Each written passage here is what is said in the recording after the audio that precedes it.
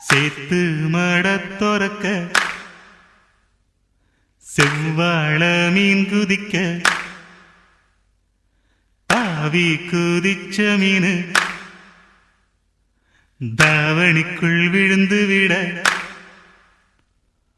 பாம்பு புகுந்ததுன்னு பருவ பொண்ணு கூச்சலிட மொரமாம ஓடி வந்து முந்தானைக்குள் மீன் எடுக்க மாள மீனை பிடிக்க வந்து சேல மீனை பிடிச்சதென்ன ஓ